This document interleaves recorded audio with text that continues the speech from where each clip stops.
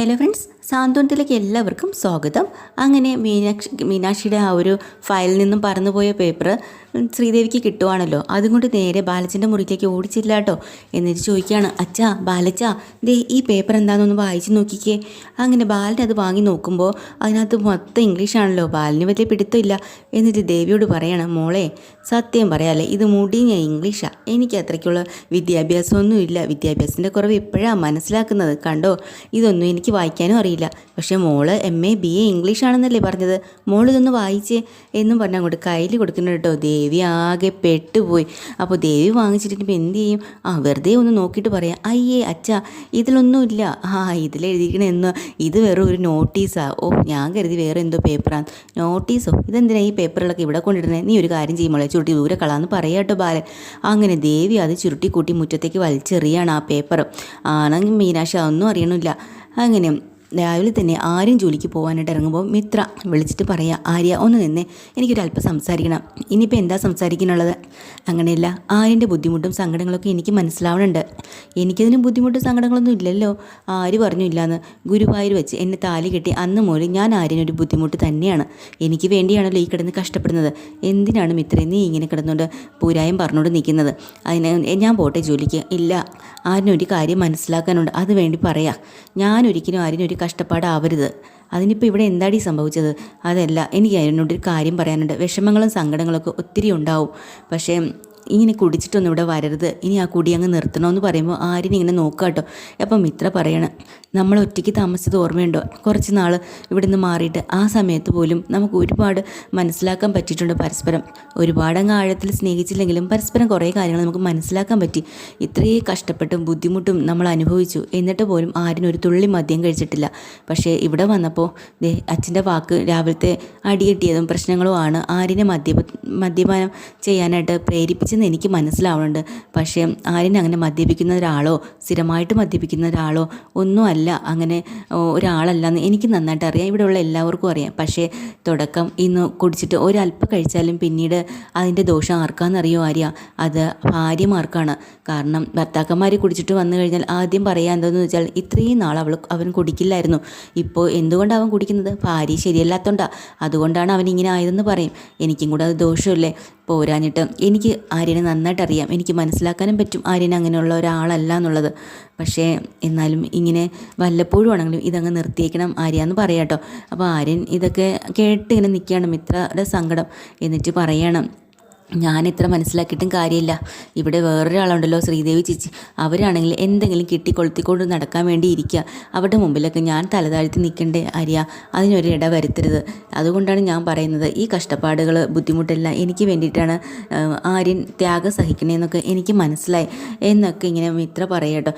അപ്പോൾ ആര്യൻ പറയുന്നുണ്ട്, സാരമില്ല, ഇനി ഞാൻ മദ്യപിക്കില്ല എന്ന് പറയുമ്പോൾ ഉടനെ മിത്ര പറയണം, മദ്യപിക്കില്ല എന്ന് വാഗോണ്ട് പറഞ്ഞാൽ പോരാ, എനിക്ക് വാക്ക് തരണം എന്ന് പറഞ്ഞിട്ട് കൈ അങ്ങോട്ട് കൊടുക്കുകയാണ് കേട്ടോ. കൈ ഇങ്ങനെ നീട്ടി വെച്ചിട്ട് ആര്യനോട് പറയാം, ആര്യ എനിക്ക് സത്യം ചെയ്ത് തരണം, ഇനി ഞാൻ മദ്യം ഉപയോഗിക്കില്ല എന്ന്.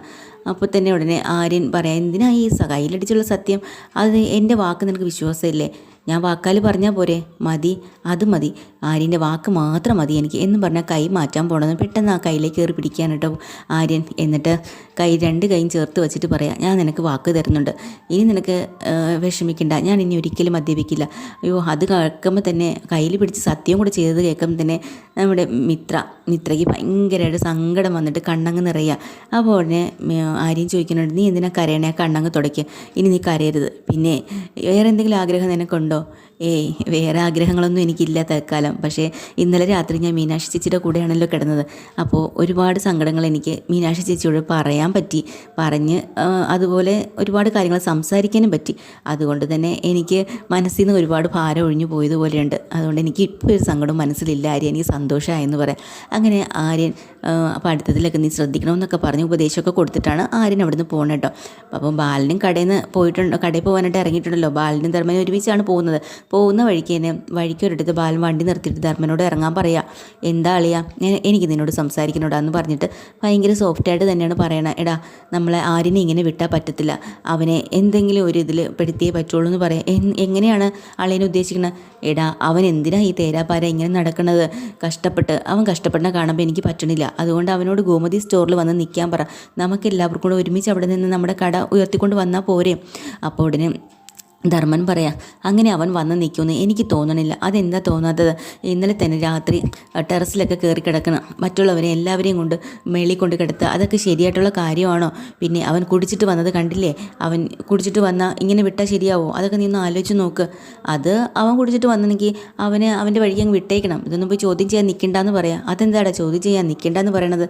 ഞാൻ അവൻ്റെ അച്ഛനല്ലേ, അവന് ഓരോ കാര്യങ്ങളും മനസ്സിലാക്കിയും കണ്ടും ചെയ്യണ്ടേ എന്ന് പറയുമ്പോൾ തിരിച്ച് അളിയനും അവൻ്റെ കാര്യങ്ങൾ ചില കാര്യങ്ങൾ മനസ്സിലാക്കിയും കണ്ട് നിൽക്കണ്ടേ എന്ന് ധർമ്മനും ചോദിക്കാം. എന്താടാ നീ ഇങ്ങനെയൊക്കെ പറയണത്?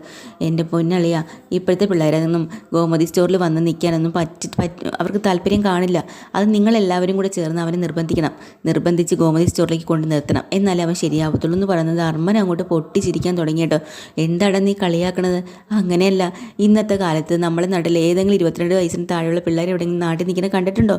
എല്ലാവരും ചറ ഇവിടുന്ന് കാനഡ, ഓസ്ട്രേലിയ, റഷ്യ എന്ന് പറഞ്ഞ് അങ്ങ് പോവല്ലേ പഠിക്കാനും ജോലിക്കെന്നും പറഞ്ഞുകൊണ്ട്. അതുപോലെ തന്നെ ആര്യൻ്റെ കാര്യം. ഇനിയിപ്പം ഇത്രയും പഠിത്തം 1 വർഷം കൂടെ കഴിയുമ്പോൾ കഴിയില്ലേ? അത് കഴിഞ്ഞാൽ ആര്യൻ ആരാ? പിന്നെ ആര്യൻ അവൾ എങ്ങോട്ടും നേരെ ചിലപ്പോൾ ഗൾഫിലൊക്കെ പോയിന്നിരിക്കും, പുറത്ത് പോകും, അവൾ ഇവിടെ നിൽക്കുന്നെന്ന് എനിക്ക് തോന്നുന്നില്ല എന്ന് പറയണതും പെട്ടെന്ന് നമ്മൾ ബാലനങ്ങ് ഞെട്ടിപ്പോവുക കേട്ടോ. എന്താ നീ പറഞ്ഞത്? അവൻ ഇവിടുന്ന് പോകുന്നു? ആ, അവൻ പോവും, എനിക്ക് തോന്നുന്നുണ്ട് അവൻ പോകുന്നു. എടാ, അങ്ങനെയാണെങ്കിൽ നമ്മുടെ കടയിൽ നോക്കാനൊന്നും ആരും കാണത്തില്ലേ? നിങ്ങളെല്ലാവരും കൂടെ ചേർന്ന് വേണ്ടേ ഞങ്ങളുടെ കട മുന്നോട്ട് കൊണ്ടുപോകാനായിട്ട്? നീ എന്താ പറയണത്? ഞാൻ അവനെ ഒരിടത്തും വിടില്ല എന്ന് പറയണ്ട. മര്യാദയ്ക്ക് നീയൊക്കെ നിന്നോളണം എന്ന് പറഞ്ഞ് ബാലൻ്റെ സ്വഭാവം അങ്ങ് മാറി. അപ്പം തന്നെ ഉണ്ട് ധർമ്മൻ പറയണം, കണ്ടോ തുടക്കത്തിൽ അളിയൻ എങ്ങനെയാണ് എന്നോട് സംസാരിച്ചത്? നല്ല സെൻറ്റിമെൻ്റലായിട്ട് വന്നു. ഇപ്പോഴത്തെ പെട്ടെന്ന് ഓന്ത് സ്വഭാവം മാറുമ്പോൾ മാറിയത് കണ്ടില്ലേ? ഗിയർ അങ്ങ് മാറ്റിയല്ലോ എന്ന് പറയാം. ഇതാണ് സ്വഭാവം. ഈ സ്വഭാവം ഉള്ള ഒരാളിൻ്റെ അടുത്ത് അവൻ എങ്ങനെയാണ് ജോലിക്ക് വന്ന് നിൽക്കുക എന്നിങ്ങനെ ധർമ്മൻ ചോദിക്കട്ടോ. അപ്പോൾ എൻ്റെ സ്വഭാവം അവന് വേണ്ടി മാറ്റണമെന്നാണ് നീ പറയുന്നത്? അതെ, ചില സ്വഭാവങ്ങളൊക്കെ നമ്മൾ മാറ്റണം.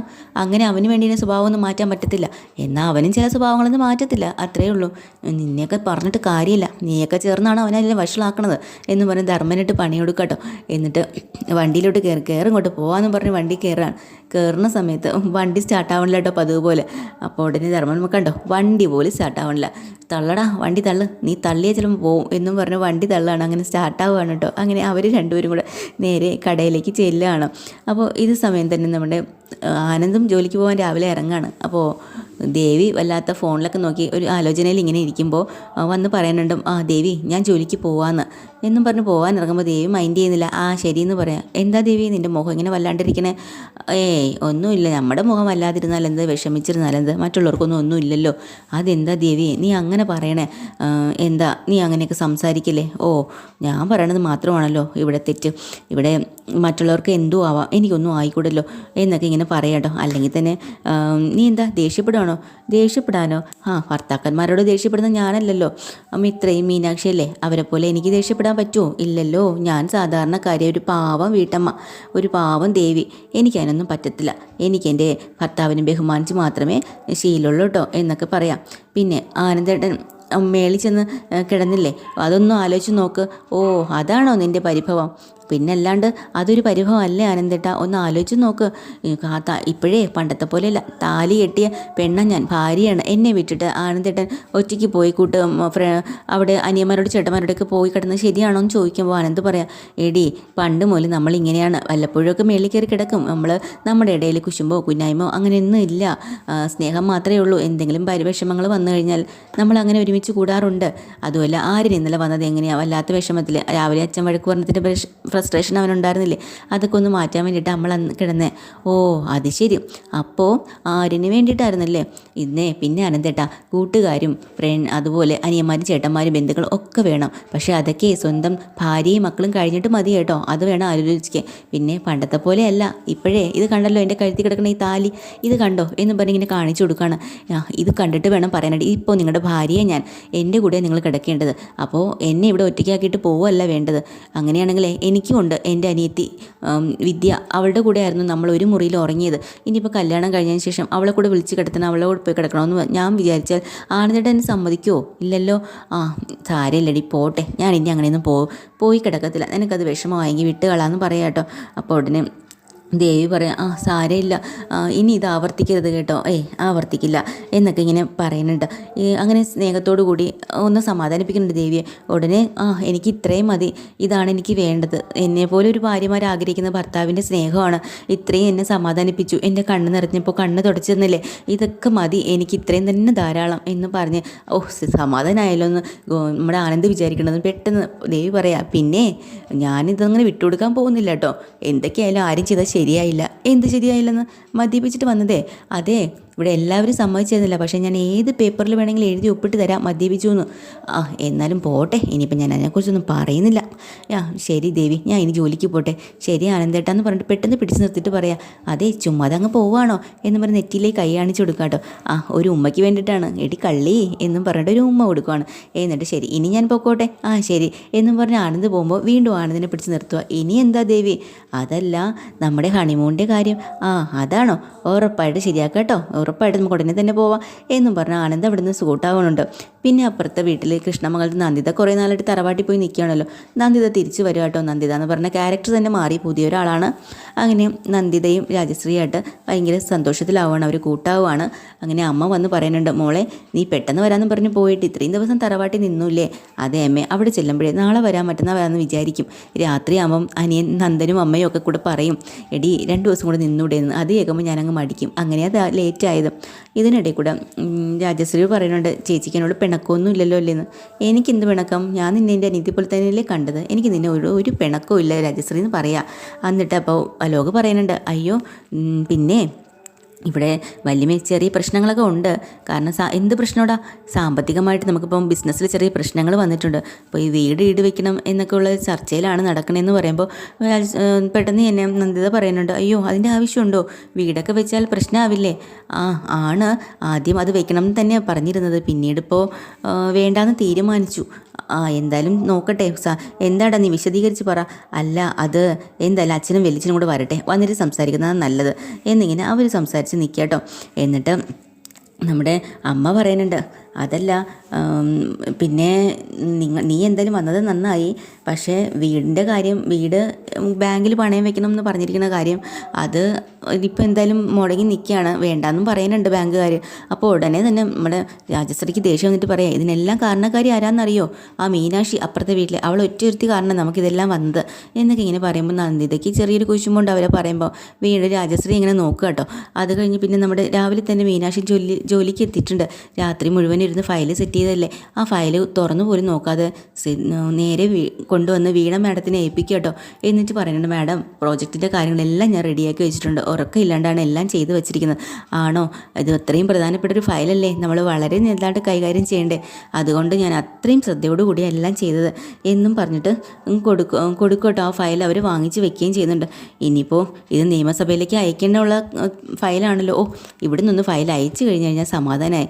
ഇനി എന്തെങ്കിലും പ്രശ്നം വന്നു കഴിഞ്ഞാൽ ജോലി പോലും പോകുന്ന കേസാണല്ലോ ഈശ്വര, അതുകൊണ്ടാണ് എനിക്കിത്ര ടെൻഷൻ എന്ന് നമ്മുടെ മീനാക്ഷി പറയുന്നുണ്ട് കേട്ടോ. അപ്പം ഇതിനിടയിൽ കൂടെ മീനാക്ഷി അവിടെ പിടിച്ചിരുത്തുന്നുണ്ട്. ഈ ഫയൽ ഒന്നും അറിയാണ്ട് അവർ വാങ്ങിച്ച് വയ്ക്കുകയും ചെയ്യാണ്. പ്രധാനപ്പെട്ടൊരു പേപ്പറാണ് നഷ്ടപ്പെട്ടതെന്നുള്ളത് അറിയണില്ല. എന്നിട്ട് പുതിയതായിട്ട് വന്ന മരുമോളല്ലേ ദേവി, അവളെക്കുറിച്ചൊക്കെ ചോദിക്കുന്നുണ്ട്. അപ്പോൾ ദേവിയുടെ കാര്യങ്ങൾ സംസാരിക്കുന്നതിനിടയ്ക്ക് തന്നെ നമ്മുടെ പുള്ളിക്കാരി പറയുന്നുണ്ട്, വീണ മാഡം പറയുന്നുണ്ട്, അതെ എൻ്റെ മകളായിരുന്നു അവിടെ മരുമകളായിട്ട് വന്ന് കയറേണ്ടിയിരുന്നത്. അന്നാ വിവാഹം നടന്നിരുന്നെങ്കിൽ എൻ്റെ മകളായിരുന്നില്ലേ അവിടെ. സാരമില്ല പോട്ടെ. പുതിയ ഏട്ടത്തി എങ്ങനെയുണ്ടെന്നൊക്കെ ചോദിക്കുമ്പോൾ മീനാക്ഷി പറയാം, അയ്യോ അവരുടെ സ്വഭാവത്തെക്കുറിച്ച് ഒന്നും പറയണ്ട, ചിലപ്പോൾ തോന്നും പാവമാണെന്ന്, ചിലപ്പോൾ തോന്നും എന്തോ കുഴപ്പമുണ്ടെന്ന്, ചിലപ്പോൾ തോന്നും അയ്യോ ഇതുപോലൊരു സാധനം വേറെ ഇല്ലെന്ന്. ഇതുവരെ ഞങ്ങൾക്കാർക്കും സ്വഭാവം പിടികിട്ടിട്ടേ ഇല്ല മാഡം, അതാ എന്നിങ്ങനെ പറഞ്ഞിരിക്കുക കേട്ടോ. അത് ശരി. അതിനിടയിൽ കൂടെ മാഡം ഫയലുകൾ ഇങ്ങനെ മറിച്ച് നോക്കുന്നുണ്ട് കേട്ടോ. നോക്കുമ്പോൾ തന്നെ മുഖ്യമന്ത്രി ഒപ്പിട്ട ആ പ്രധാനപ്പെട്ട ഒരു പേപ്പർ അത് ഫ്രണ്ട് പേജിൽ കാണുന്നില്ല, മറിച്ച് നോക്കുക കേട്ടോ. അങ്ങനെ അയ്യോ ഇതിൽ ആ പേപ്പർ എന്തേ എന്നിങ്ങനെ വിട്ടിങ്ങനെ മീനാക്ഷിയോട് ചോദിക്കുക കേട്ടോ. മീനാക്ഷി ഇങ്ങനെ നോക്കുന്നതാണ് എപ്പിസോഡ് തീർന്നത്. പുതിയൊരു എപ്പിസോഡുമായി വീണ്ടും വരാം. ചാനൽ ഇഷ്ടമായി ലൈക്ക് ചെയ്യുക, സബ്സ്ക്രൈബ് ചെയ്യുക. Thank you.